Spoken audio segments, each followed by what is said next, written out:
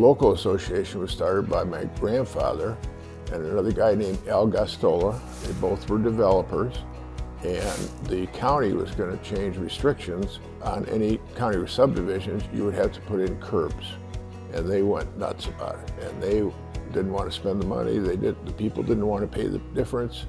So that's how the local association started.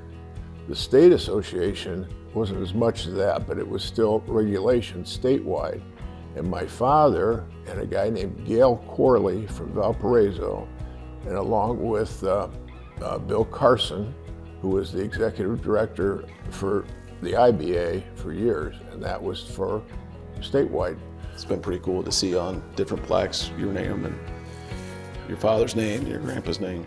And I was on the NHB executive board for years, and it was pretty cool to see. They have a Builders Hall of Fame out there, and my father was inducted to the National Association of Home Builders Hall of Fame, and his plaque is right next to Frank Lloyd Wright.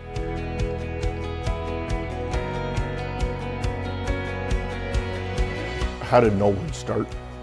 Is a good question. I'll take you back to Fort Wayne in the early 70s. Dad and my Uncle Tom were involved in a project called Canterbury Green. Canterbury Green would be the equivalent of taking the Crown Point apartment complex, a executive golf course with tennis courts and racquetball courts, lots of community athletic amenities, all stuck together with a Martin's supermarket strip mall. After doing that, they were like, hey, let's do multiple golf course communities. So not just Knollwood, they were gonna keep moving around and build more of these. And the original Knollwood, 1975, that sold out really quick. And in 78, they started Knollwood West, and we were able to slowly grow, or he was able to slowly grow that.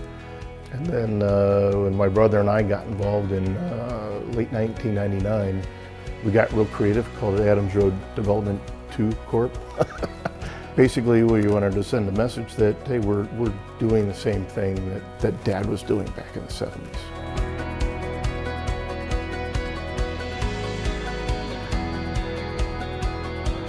Well, the Mishawaka building trades came out of a change in the state statutes for school funding. And at that time, Chuck Wayne was with the school.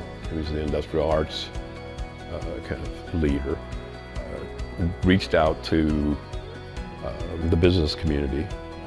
My father, as a builder realtor, Oscar LaPlace, who was an electrician of an electrician company.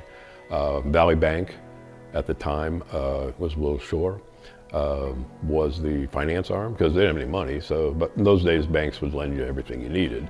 And so they came together, took that program that the state created, and they created the Mishawaka building trades. They could see that the school systems were pushing college is the only possible place you should go. And there was a realization that some people just are not going to go to college, and that there are really good jobs in the trades. That's how they kind of got going. It was a drive of fear of not having workers.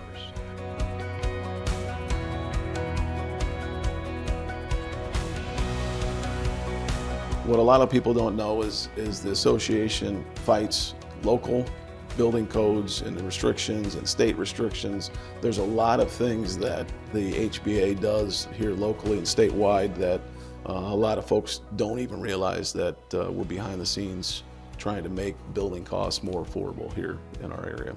One of the biggest changes was in the early 70s when building codes came into effect. And we had an actual building inspector. And from there, you began to see those safety, fire concerns being addressed. The HBA and the state HBA were instrumental in keeping those codes and regulations from becoming so overwhelming that the cost just got ridiculous. The message I would like to give to the younger generation is stick together. You need to all work together, and you're better as more than one person than one person when it comes to dealing with government, when it comes to dealing with public, all the above. To add on to his message, for my message would be that to stay involved with the home builders. It's a great organization. The more numbers, the better. Whether you are a plumber, electrician, or a builder, or a developer. It is a lifelong career, and you have a great support network through the HBA that is a resource for help.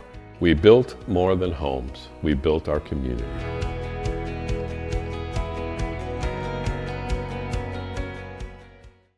Well, to end this, I just want to make one thing real clear. Today, again, is Dale Devon's birthday.